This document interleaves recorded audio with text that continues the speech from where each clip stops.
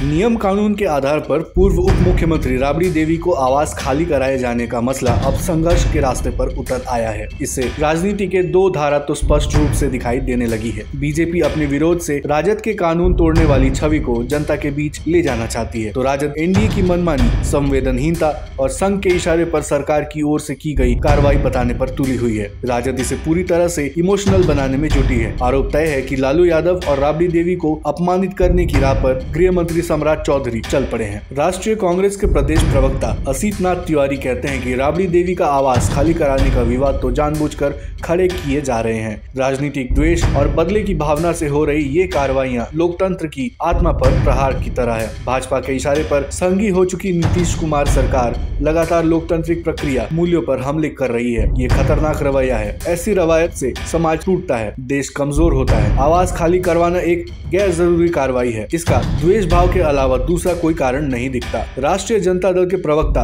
एजाज अहमद कहते हैं कि नीतीश कुमार ने भाजपा और संघ के दबाव में राबड़ी देवी से आवास खाली कराने का आदेश निर्गत किया था। नीतीश कुमार तो वर्ष 2005 से सत्ता में है, मगर कभी भी राबड़ी देवी को आवास खाली कराने को नहीं कहा। दरअसल ये कदम लालू प्रसाद यादव और राबड़ी देवी के प्रति जहर भरी सोच से प्रेरित है। ये संघी प्रभाव है, ये बीजेपी की चाल है। गृह विभाग भाजपा के पास जाने के बाद लालू परिवार को अपमानित करने की कोशिश हो रही है। पार्टी ने फैसला लिया है कि कोर्ट जाएंगे या जो भी जरूरी कदम उठाएंगे, लेकिन बंगला नहीं छोड़ेंगे। ये बयानबाजी आरजेडी कार्यकर्ताओं में जोश भर रही है, जो इससे सत्ता के खिलाफ संघर्ष मान रहे हैं। भारतीय जनता पार्टी के प्रदेश प्रवक्ता और पूर्व विधायक प्रेम रंजन पटेल ने कहा कि सरकार ने नियमों के मुताबिक बंगला आवंटित किया, लेकिन उसके बाद विरोध का स्वांग रचकर खुद को पीड़ित दिखाने की विफल कोशिश की जा रही है। सवाल ये है कि सब कुछ प्रावधानों के अनुसार हुआ, तब ये रोना धोना किस लिए? क्या राजनीति अब नियमों पर नहीं, नाटक और जिद पर चलेगी? दरअसल राजद के लोग हाय तौबा मचाकर सहानुभूति बटोरने चाहते हैं। उन लोगों की एकमात्र चिंता सरकारी बंगला बचाने की है। राबड़ी देवी का राजनीतिक अस्तित्व कमजोर पड़ गया, फिर भी